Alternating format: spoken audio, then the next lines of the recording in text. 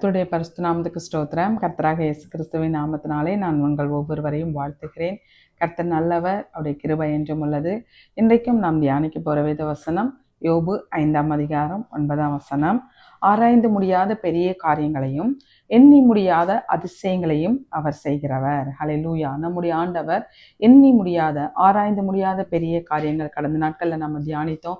பெரிய காரியங்களை ஆண்டவரிடத்தில் எதிர்பாருங்கள், பெரிய காரியங்களை ஆண்டவருக்காக செய்யுங்கள் அப்படின்னு சொல்லி நாம தியானித்தோம். இன்னைக்கும் அந்த வசனத்தின் பிற்பகுதியில் உள்ள எண்ணி முடியாத அதிசயங்களை அவர் செய்கிறார் அப்படின்ற வேத வசனத்தை நம்ம தியானிக்க போறோம். எண்ணி முடியாத, எண்ணிக்கைக்கு அடங்காத, எண்ண முடியாத அதிசயங்களை ஒவ்வொரு தேவனுடைய பிள்ளைகளுடைய வாழ்க்கையிலையும் ஆண்டவர் செய்கிறவர்.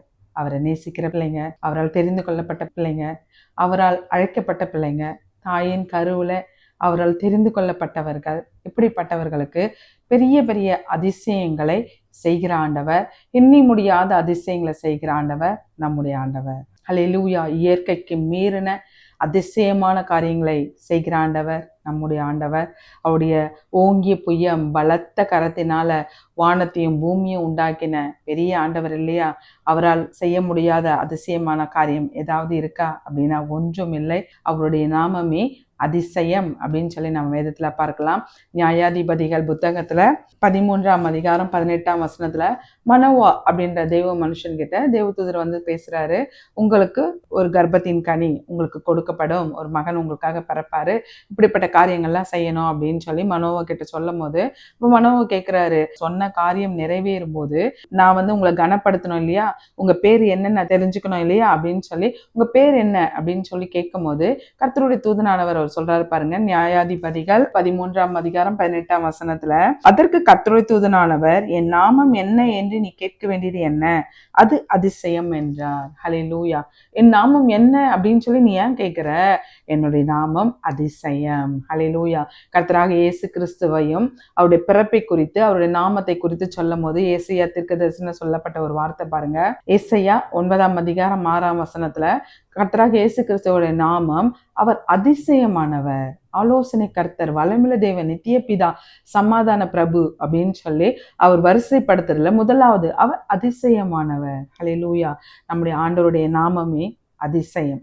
அப்ப அவர் அதிசயமான காரியங்கள் எல்லாம் செய்யாம இருப்பாரா? அவர் அதிசயமான காரியங்களை நம்முடைய வாழ்க்கையில், அவரை நேசிக்கிற பிள்ளைங்களுடைய வாழ்க்கையில், அவருக்காக பக்தி வைராக்கியமா இருக்கிறவங்களோட வாழ்க்கையில் ஆண்டவர் அதிசயமான காரியங்களை செய்கிற நல்ல ஆண்டவர் நம்முடைய ஆண்டவர். ஏசாயா தீர்க்கதரிசி ஆண்டவரை குறித்து சொல்லப்பட்ட ஒரு வார்த்தையை நம்ம ஏசாயால வாசிக்கலாமா? ஏசாயா 25ஆம் அதிகாரம் 1ஆம் வசனம். கர்த்தாவே, நீர் என் தேவன், உம்மை உயர்த்தி உமது நாமத்தை துதிப்பேன். நீர் அதிசயமானவர்களை செய்தீர், உமது பூர்வ ஆலோசனைகள் சத்தியமும் உறுதியுமானவைகள். உங்களுடைய பூர்வ ஆலோசனைகள் சத்தியமும் உறுதியுமானவைகள். நீர் அதிசயமானவர். ஹல்லேலூயா. ஆண்டவரே, நீர் அதிசயமானவர் அப்படின்னு சொல்லி ஏசாயா தீர்க்கதரிசி ஆண்டவரை குறித்து சொல்லப்பட்ட ஒரு வேத வசனத்தை தான் நாம தியானித்தோம். சங்கீதக்காரன் தாவீதுக்கு ஆண்டவருக்கு நிறைய பெரிய காரியங்களை செய்தார். அதிசயமான காரியங்களை அவர் செய்யாம இருந்திருப்பாரா? அவர் உணர்ந்த அதிசயமான காரியங்கள் என்னென்ன அப்படின்னு சொல்லி நம்ம சங்கீதங்கள்ல இருந்து வாசிப்போமா? சங்கீதம் 72ஆம் அதிகாரம் 18ஆம் வசனத்துல, இஸ்ரவேலின் தேவனா இருக்கிற கர்த்தராகிய தேவனுக்கு ஸ்தோத்திரம் உண்டாவதாக, அவரே அதிசயங்களை செய்கிறவர். ஹல்லேலூயா. இஸ்ரவேலின் தேவனாகிய கர்த்தருக்கு ஸ்தோத்திரம் உண்டாவதாக, அவரே அதிசயங்களை செய்கிற ஆண்டவர். ஹல்லேலூயா. நம்முடைய ஆண்டவர் அவர் ஸ்தோத்தரிக்கப்படத்தக்கவர். ஸ்தோத்தரிக்கப்படத்தக்கவர் எதுக்கு தெரியுமா? அவர் அதிசயங்களை செய்கிற நல்ல ஆண்டவர். ஹல்லேலூயா. அது மட்டும் இல்லாம சங்கீதம் 77ஆம் அதிகாரம் 14ஆம் வசனத்துல, அதிசயங்கள் செய்கிற தேவன் நீரே, ஜனங்களுக்குள்ளே உம்முடைய வல்லமையை விளங்க பண்ணினீர். அதிசயங்களை செய்கிற தேவன் நீரே, ஜனங்களுக்குள்ளே உம்முடைய வல்லமையை விளங்க பண்ணினீர். அதனால அதிசயங்களை செய்கிறவர். ஜனங்க இருக்காங்க இல்லையா, அவங்களுக்குள்ள உம்முடைய வல்லமை, உம்முடைய பவரை நீங்க விளங்க பண்றீங்க இல்லையா, நீர் அதிசயமான ஆண்டவர் அப்படின்னு சொல்லி சொல்றாரு. இதே சங்கீதம் 86ஆம் அதிகாரம் 10ஆம் வசனத்துல, தேவரீர் மகத்துவம் உள்ளவரும் அதிசயங்களை செய்கிறவருமா இருக்கிறீர், நீர் ஒருவரே தேவன். தேவரீர் மகத்துவம் உள்ளவரும் அதிசயங்களை செய்கிறவரும் நீர் ஒருவரே தேவன். ஹல்லேலூயா. அதிசயங்களை செய்கிற நல்ல ஆண்டவர், மகத்துவங்களை செய்கிற நல்ல ஆண்டவர், நீர் ஒருவரே தேவன் அப்படின்னு சொல்றாரு. அவர் அதிசயமான ஆண்டவர். இதே சங்கீதம் 136 14 வசனத்துல, ஒருவராய் பெரிய அதிசயங்களை செய்கிறவரை துதியுங்கள், அவர் கிருபை என்றும் உள்ளது. ஒருவராய் பெரிய பெரிய அதிசயங்களை செய்கிறார் இல்லையா, அவரை துதியுங்கள் அப்படின்னு சங்கீதக்காரன் தாவீது சங்கீதம் 136 சொல்லப்படுத்த நம்ம வேதத்துல பார்க்கலாம். அவர் ஒருவராய் பெரிய பெரிய அதிசயங்களை, அன்னைக்கு வானங்களை சிருஷ்டித்தாண்டவர், சூரிய சந்திரன் நட்சத்திர குடும்பங்களை உண்டாக்கின ஆண்டவர், கனிகள் மேடுகள் மலைகள் மரங்களை உண்டாக்கின நல்ல ஆண்டவர். ஹல்லேலூயா. அவரே புகழ்ச்சிக்குரியவர், அவரே மகிமை நிறைந்தவர், அவரே மகத்துவமானவர், அவரே அதிசயங்களை செய்கிறவர். ஒருவராய் பெரிய பெரிய அதிசயங்களை செய்கிறவரை துதியுங்கள் அப்படின்னு நமக்கு ஆண்டவரை துதியுங்கள், அவர் ஒருவராய் பெரிய அதிசயங்களை செய்கிறவர் அப்படின்னு சங்கீதக்காரன் தாவீது நமக்கு கற்றுக் கொடுக்கிறாரு. அது மட்டும் இல்லாம எரேமியால ஒரு வேத வசனம் பாருங்க, கர்த்தராகிய ஆண்டவர் சொல்றாரு. எரேமியா 32 27 வசனம், இதோ நான் மாம்சமான யாவருக்கும் தேவனாகிய கர்த்தர், என்னாலே செய்யக்கூடாத அதிசயமான காரியம் ஒன்று உண்டோ? ஹல்லேலூயா. என்னால் செய்ய முடியாத அதிசயமான காரியம் ஏதாவது ஒன்று இருக்கா? ஒன்று உண்டோ அப்படின்னு ஆண்டவர் எரேமியா தீர்க்கதரிசி புத்தகத்துல நமக்காக சொல்லப்பட்ட ஒரு வார்த்தை. மாம்சமான யாவருக்கும் தேவனா இருக்கிற கர்த்தர் நானு, என்னால் செய்ய முடியாத ஏதாவது ஒரு அதிசயம் இருக்குமா அப்படின்னு ஆண்டவர் சொல்றாரு. அதே எரேமியா தீர்க்கதரிசன புத்தகத்துல எரேமியா 32 17 வசனத்துல, கர்த்தராகிய ஆண்டவரே, இதோ தேவரீர் உம்முடைய மகா பலத்தினாலும் நீட்டப்பட்ட உம்முடைய புயத்தினாலும் வானத்தையும் பூமியும் உண்டாக்கினீர், உம்மாலே செய்யக்கூடாத அதிசயமான காரியம் ஒன்றுமில்லை. ஹல்லேலூயா. அவரால் செய்யக்கூடாத அதிசயமான காரியம் ஒன்றுமில்லை அப்படின்னு வேதம் சொல்லுது. நமக்கு அற்புதங்கள் அதிசயங்களை செய்கிற ஆண்டவர். இதே மீகா தீர்க்க தரிசன புத்தகத்துல கர்த்தருடைய வார்த்தை பாருங்க. மீகா 7 15 வசனத்துல, நீ எகிப்து தேசத்திலிருந்து புறப்பட்ட நாளை நடந்தது போலவே உன்னை அதிசயங்களை காண பண்ணுவேன். ஹல்லேலூயா. மீகா தீர்க்க தரிசன புத்தகத்தின் மூலமாக அந்த நாட்கள்ல இருந்த ஜனங்களுக்கு கர்த்தருடைய வார்த்தை பாருங்க. எகிப்து தேசத்திலிருந்து புறப்பட்டீங்க இல்லையா, எத்தனை அற்புதங்கள், எத்தனை அடையாளங்கள், எத்தனை அதிசயமான காரியங்களை செய்து உங்களை எகிப்து தேசத்துல இருந்து வெளியே கொண்டு வந்த இல்லையா, அதே போலவே உங்களை அதிசயங்களை காண பண்ணுவேன். ஹல்லேலூயா. எகிப்துல இருந்து புறப்பட முடியுமா? அந்த அடிமைத்தனத்துல இருந்து வெளியே வர முடியுமா?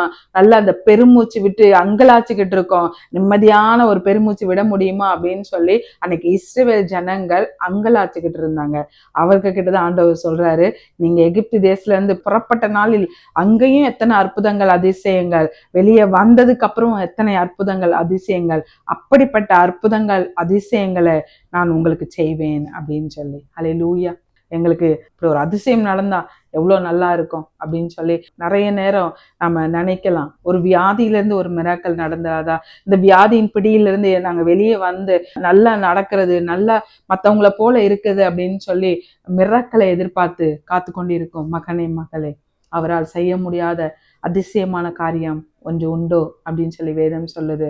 நாங்க அந்த கடன்ற பிரச்சனையில மாட்டிக்கிட்டு ஒரு மிராக்கள் ஒண்ணு நடந்தா எவ்வளவு நல்லா இருக்கும், ஒரு அதிசயம் ஒண்ணு நடந்தா எவ்வளவு நல்லா இருக்கும், உடனே வானம் திறந்து உடனே ஒரு அற்புதம் எங்களுக்கு நடந்தா எவ்வளவு நல்லா இருக்கும், வானத்தின் பல கனிகளை திறக்கிற ஆண்டவர் எங்களுக்கு திறந்தா எவ்வளவு நல்லா இருக்கும் அப்படின்னு அதிசயத்தை எதிர்பார்த்து நம்ம காத்துக்கிட்டு இருக்கலாம். அந்த அதிசயங்களை செய்கிற ஆண்டவர் அவருடைய ஓங்கிய புயத்தினாலும் மகா பலத்தினாலும் வானத்தை பூமியை உண்டாக்கின ஆண்டவர் இல்லையா, நமக்கு அதிசயம் செய்யாம இருப்பாரா? நிச்சயமாகவே அவரை நேசிக்கிற பிள்ளைகளுக்கு, அவரை நம்பி இருக்கிற பிள்ளைகளுக்கு, அவரையே தேடிக்கிட்டு இருக்க பிள்ளைகளுக்கு அவர் அற்புதம் செய்கிற நல்ல ஆண்டவர். அவரை தொழுது கொள்கிற பிள்ளைகளுக்கு அவர் அற்புதம் செய்கிற நல்ல ஆண்டவர். அவரை மாத்திரமே அவருடைய முகத்தையே பார்த்துக்கிட்டு இருக்க அவருடைய பிள்ளைகளுக்கு அவர் அதிசயம் செய்பவர். ஹல்லேலூயா. இன்னைக்கும் வேதத்திலிருந்து சில காரியங்கள் மூலமாக ஆண்டவர் யாருக்கு எப்படிப்பட்ட அதிசயங்களை செய்தார் அப்படின்னு நம்ம வேதத்திலிருந்து தியானிப்போமா? இப்பொழுதும் வேதத்திலிருந்து 2 ராஜாக்கள் 5ஆம் அதிகாரத்துல நம்ம ஒரு மனுஷனை குறிச்சு பார்க்கலாம். இங்க பாத்தீங்கன்னா நாகமான் அப்படின்ற 5ஆம் அதிகாரத்துல நாகமான் அப்படின்ற ஒரு மனுஷனை குறிச்சு சொல்லப்பட்டிருக்கு. அந்த நாகமான் சிரியா தேசத்துல ஒரு படை தளபதியா இருக்காரு. இந்த நாகமானின் நிமித்தம் சிரியா தேசத்துக்கு ரட்சிப்பு கிடைச்சது அப்படின்னு ரட்சிப்பா இருந்துகிட்டு இருக்காரு அப்படின்னு வேத வசனம் சொல்லுது. சிரியா தேசத்துக்கு ரட்சிப்புக்கு காரணமான இந்த நாகமான் மகா பராக்கிரமசாலியா இருக்காரு. ஆனா அவர்கிட்ட ஒரு குறைவு இருக்கு, ஒரு வியாதி இருக்கு. அவரோ குஷ்டரோகியா இருந்தாருங்க. ஹல்லேலூயா. அவர் பாருங்க, மகா பராக்கிரமசாலி தான், ஒரு படை தளபதி தான், பதவி அந்தஸ்து இருக்கு, ஒரு நல்ல போஸ்ட்ல இருக்காரு, நல்ல கௌரவமான காரியத்துல இருந்துகிட்டு இருக்காரு. அவரால சீரியா தேசத்துக்கே ஒரு ரட்சிப்புன்னா பாருங்க எப்படிப்பட்ட ஒரு கனத்துக்குரியவரா இருக்காரு.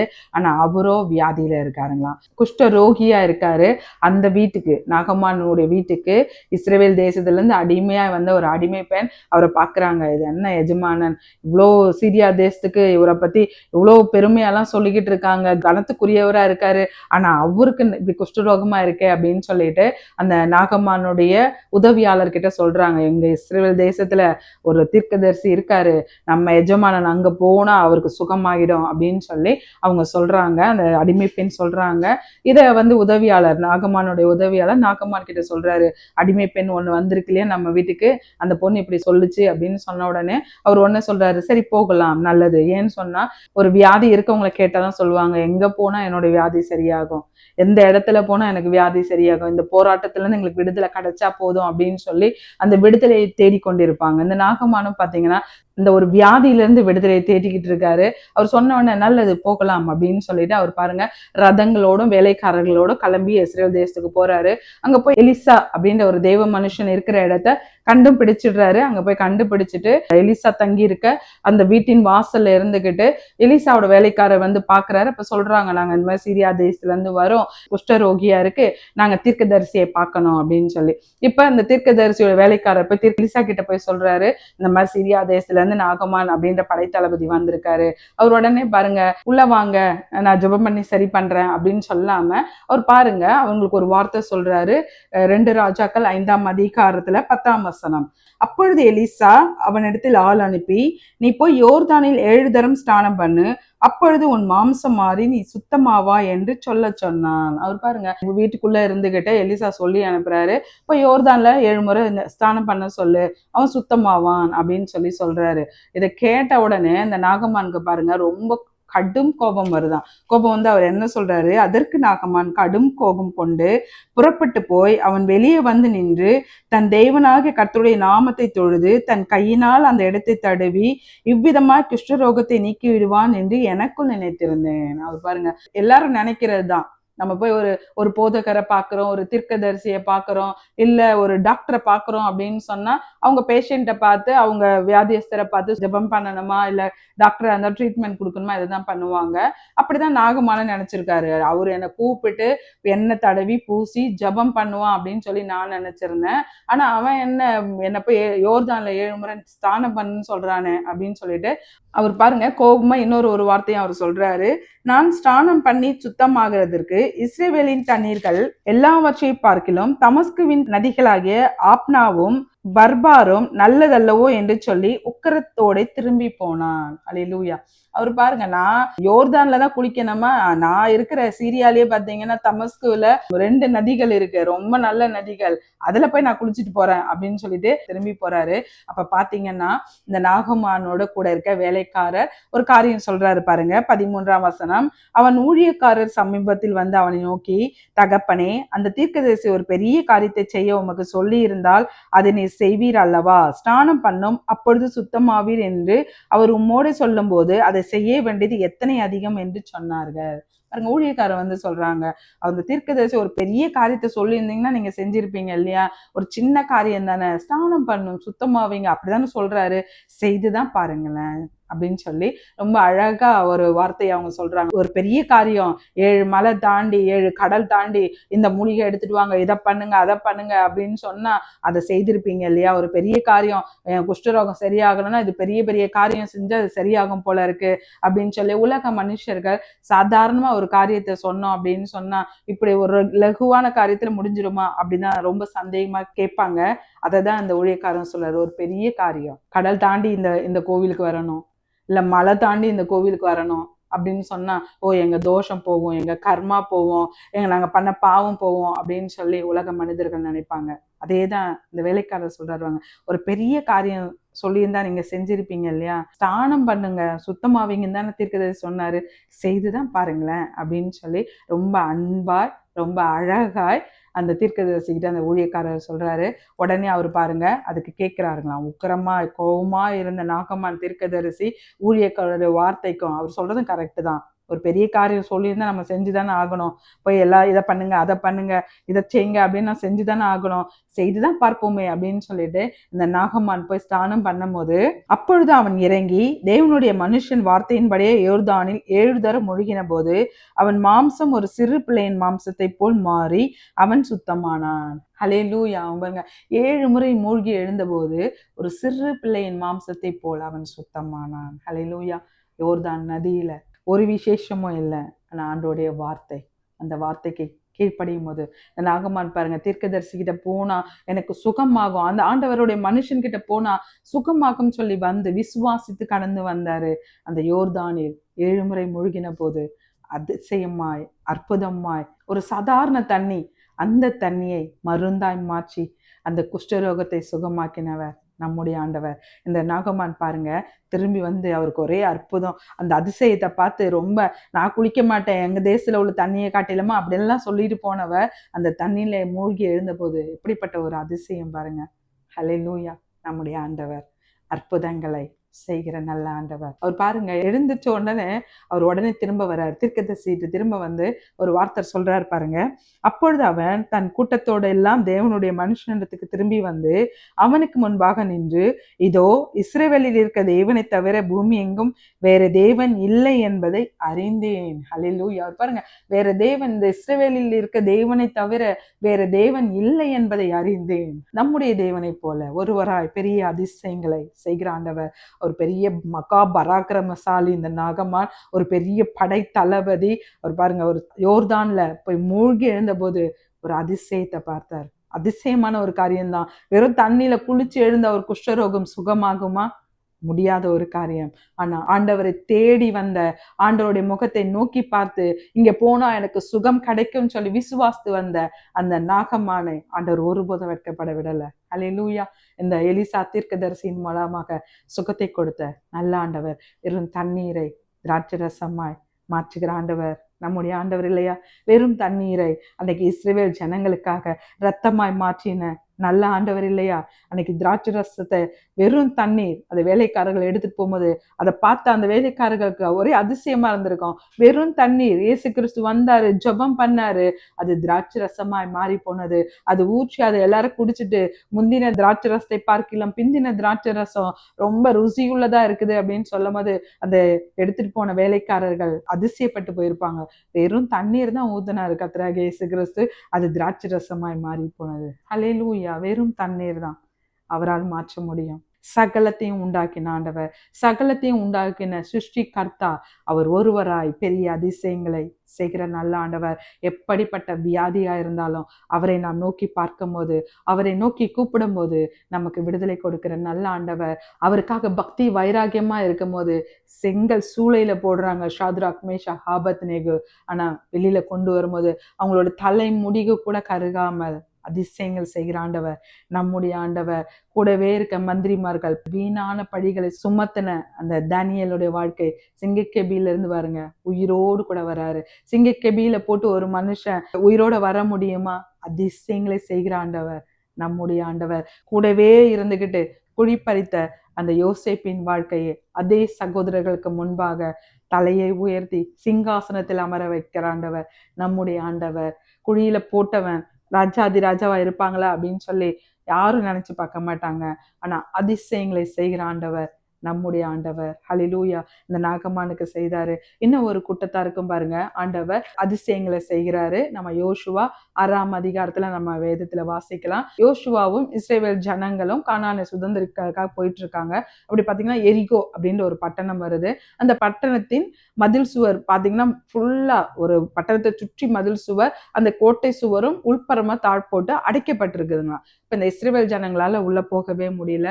கோட்டை சுவரே பாத்தீங்கன்னா 2 அடுக்கா இருந்து அதன் நடுவுல பாத்தீங்கன்னா 40 கிலோமீட்டர், அது ஒரு பெரிய ரோடு சைஸ்க்கு இந்த சவருக்கும் அந்த சவருக்கும் அப்படிப்பட்ட ஒரு இடைவெளி. அதுக்கப்புறம் பாத்தீங்கன்னா அந்த எரிகோ பட்டணம் இருந்தது அப்படின்னு சொல்லி வேதம் சொல்லுது. இந்த பட்டணம் அடைக்கப்பட்டிருக்கு. இஸ்ரவேல் ஜனங்க வந்து பாக்குறாங்க, இதுல எப்படி மூவ் பண்ணி போறது அப்படின்னு சொல்லும் போது யோசுவாவுக்கு கர்த்தருடைய வார்த்தை வருது, ஒவ்வொரு நாளும் ஒரு முறை சுத்திட்டு வந்து அமைதலா இருந்துருங்க, ஆனா 7வது நாள் 7 முறை சுத்திட்டு ஆர்ப்பரியுங்கள், எக்காலங்களை தொனிக்க பண்ணுங்க அப்படின்னு சொல்லி ஆண்டவர் ஒரு கட்டளை கொடுக்கிறாரு. அதை அப்படியே பாத்தீங்கன்னா இஸ்ரவேல் ஜனங்க செய்யறாங்க. ஒரு நாளும் ஒரு முறை சுத்திட்டு வந்து அமைதலா ஆயிடுறாங்க. மேல இருந்து அந்த இவங்க சோல்ஜர்ஸ் எல்லாம் பாத்தீங்கன்னா பார்த்து சிரிச்சிருந்திருப்பாங்க, இவங்க என்ன யுத்தத்துக்கு வருவாங்கன்னு பார்த்தா ஏன்னா ஊர்வலம் போயிட்டு இருக்காங்களே அப்படின்னு சொல்லி. ஆனா பாருங்க 7வது முறை சுத்திட்டு வர்றாங்க.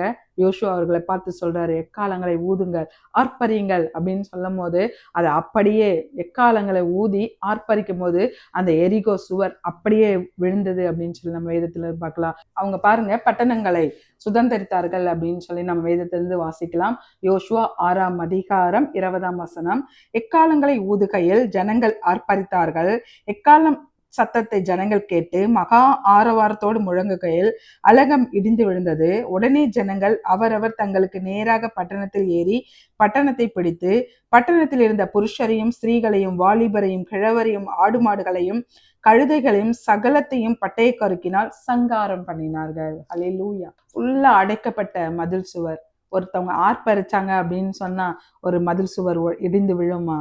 அதிசயங்களை செய்கிற ஆண்டவர் நம்முடைய ஆண்டவர்.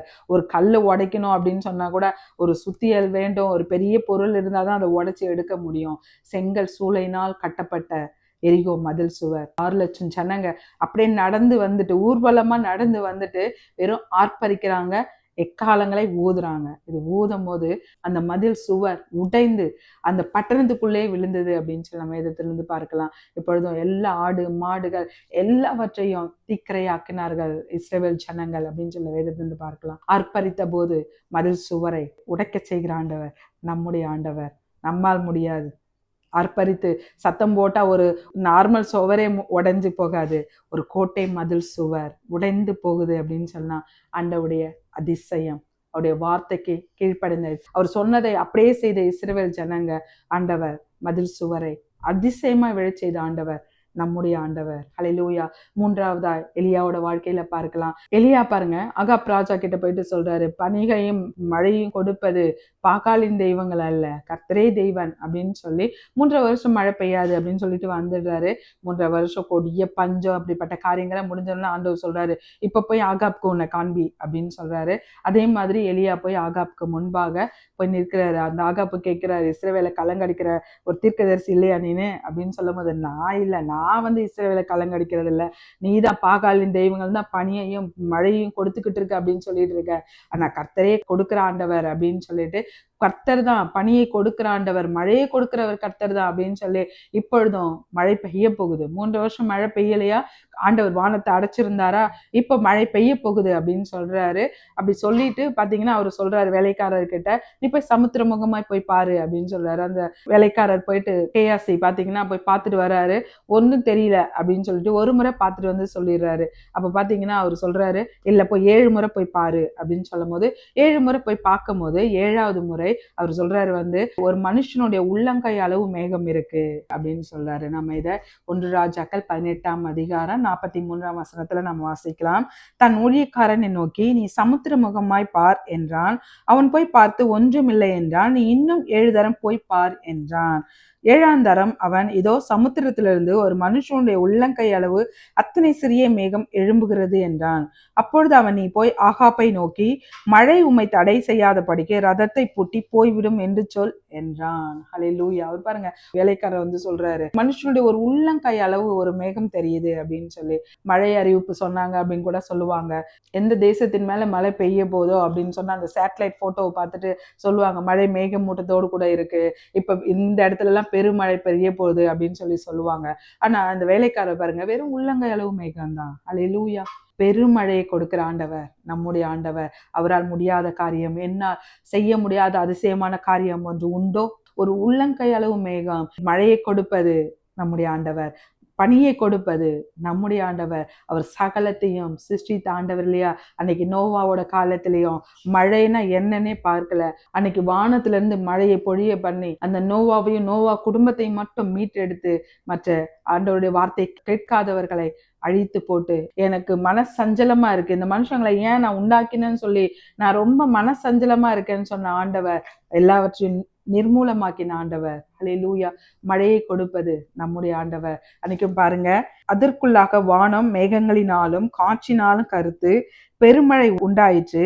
ஆகாப் ரதத்தில் ஏறி இஸ்ரேலுக்கு போனான். பெருமழை வந்துருச்சுங்களா? அவரு ரதத்துக்கு ஏறி போறாரு. நம்ம எலியா பாத்தீங்கன்னா அறையை கட்டி கொண்டு அவருக்கு முன்பாக முன்னாடி போனார் அப்படின்னு சொல்லி வேதத்துல இருந்து பார்க்கலாம். முடியாததை முடிய செய்கிற ஆண்டவர், சூழ்நிலைகளை ஆண்டவருடைய பிள்ளைகளுக்காக மாற்றுகிற ஒரு ஆண்டவர். ஒன்றுமே இல்லாம இருக்கலாம். அன்னைக்கு எலியா சாரிபாத் விதவின் வீட்டுக்கு போய் இரு அப்படின்னு சொல்லி ஆண்டவர் சொல்றாரு. அங்க போனா அந்த அம்மா சொல்றாங்க, எங்ககிட்ட கொஞ்சம் மாவு கொஞ்சம் எண்ணெய் தான் இருக்கு, இதுல நானும் என் மகனும் சாப்பிட்டுட்டு இதுக்கப்புறம் என்ன பண்றதுன்னே தெரியல. ஆனா அந்த கொஞ்சம் எண்ணெயும் கொஞ்சம் மாவையும் அந்த பஞ்ச காலம் முடிகிற வரைக்கும் அவர்களை போஷித்த ஆண்டவர் நம்முடைய ஆண்டவர். புதிய ஏற்பாட்டு காலத்துல வெறும் 5 அப்பம் 2 மீன். ஒரு கூட்டத்துல ஆண்டவர் சுவிசேஷம் சொல்றாரு, அந்த இடத்துல ஒரு சின்ன பையன்கிட்ட 5 அப்பம் 2 மீன் தான் இருந்தது. ஆனா 5 அப்பத்தையும் 5000 புருஷர்களும் அவர்களுடைய மனைவிமார்கள் பிள்ளைமார்கள் சாப்பிட்டு அதை 12 கூடைகள் நிறைய மீதம் எடுக்க வைக்கிற ஆண்டவர் நம்முடைய ஆண்டவர். ஹல்லேலூயா. அவரால் செய்ய முடியாத அதிசயமான காரியம் ஒன்றுமில்லை. மரித்தவர்களை உயிரோடு கூட எழுப்பின நல்ல ஆண்டவர். லாசருவின் கல்லறை வாசல்ல இருந்த கல்லை அன்னைக்கு எடுக்க சொல்லி மரித்த லாசருவை உயிரோடு கூட எழுப்பி அதிசயம் செய்த ஆண்டவர் நம்முடைய ஆண்டவர். யவீருவின் மகளை உயிரோடு கூட எழுப்பின நல்ல ஆண்டவர். நாயின் ஒரு விதவையின் மகனை உயிரோடு கூட எழுப்பின நல்ல ஆண்டவர். மரித்தவர்களை உயிரோடு கூட எழுப்பி அதிசயங்களையும் அற்புதங்களையும் செய்த நல்ல ஆண்டவர் நம்முடைய ஆண்டவர். இப்பொழுதும் நாம தியானித்த இந்த வேத வசனத்தின்படி உங்களுடைய வாழ்க்கையிலும் எங்க வாழ்க்கையில அதிசயம் நடந்தா நல்லா இருக்கும் அப்படின்னு சொல்லி எந்த அதிசயங்கள் எல்லாம் நம்ம கேட்டுக்கிட்டு இருக்கோமோ, எந்த அற்புதங்களை கேட்டுக்கிட்டு இருக்கோமோ, இப்பொழுதும் விசுவாசத்தோடு கூட அந்த நாகமான் குஷ்டரோகிக்கு ஒரு அதிசயத்தை செய்தீங்க இல்லையா? நம்முடைய ஆண்டவர் அதிசயங்கள் செய்கிற ஆண்டவரை நாம் நோக்கி பார்ப்போமா? நல்ல ஆண்டவரே, நல்ல இந்த வேலைக்காக நன்றியோடு துதிக்கிறோம் அப்பா. இப்பொழுதும் நாங்கள் தியானித்த இந்த வேத வசனத்தின்படி நீர் ஒருவராய் பெரிய அதிசயங்களை செய்கிற ஆண்டவர் அடி. இப்பொழுதும் இந்த நிகழ்ச்சியை பார்த்துக்கிட்டு இருக்க ஒவ்வொருவரையும் உங்களுடைய கரத்துல கொடுக்கிறேன். என்னென்ன காரியத்துலலாம் வியாதியில எங்களுக்கு அதிசயம் வேணும், அந்த நாகமானுக்கு செய்ததை போல எங்களுக்கும் செய்யுங்க அப்படின்னு சொல்லி வியாதியின் காரியத்துல அதிசயத்திற்காக உங்களுடைய முகத்தை நோக்கி பார்த்துக்கிட்டு இருக்காங்களா? ஆண்டவர் இப்பொழுதே விடுவிப்பீராக. இயேசுவின் நாமத்தினால மரணத்தின் கூறுகளை உண்டாக்குற பொல்லாத காரியங்களை, வியாதிகளை கொடுக்கிற பொல்லாத சத்ருவின் கிரியைகளை இயேசுவின் நாமத்தினால் நான் முறியடிக்கிறேன். இயேசுவின் ரத்தத்தினால் நான் முறியடிக்கிறேன். இயேசுவின் நாமத்தினால அப்பா ஏஸ்டடி எங்க பிள்ளைகளுடைய வாழ்க்கையில அற்புதம் நடக்கட்டும், எங்க குடும்பத்துல அற்புதம் நடக்கட்டும் சொல்லி, அதிசயம் நடக்கட்டும் சொல்லி கேட்டுக்கிட்டு இருக்க ஒவ்வொருடைய வாழ்க்கையில ஆண்டவர் ஒரு விடுதலை கட்டளையிடுவீராக. தடைகளை நீக்குகிற வல்லமை, சூழ்நிலைகளை மாற்றுகிற வல்லமை இவர்கள் ஒவ்வொரு மீது கடந்து வரட்டும். இயேசுவின் நாமத்தினால ஒவ்வொருவரையும் நான் பேராய் ஆசீர்வதிக்கிறேன். இயேசுவின் நாமத்தினால, இயேசுவின் மூலம் ஜெபம் கேளும் நல்ல பிதாவே. ஆமென், ஆமென், ஆமென். கர்த்தர் உங்கள் ஒவ்வொருவரையும் ஆசீர்வதிப்பாராக. ஆமென்.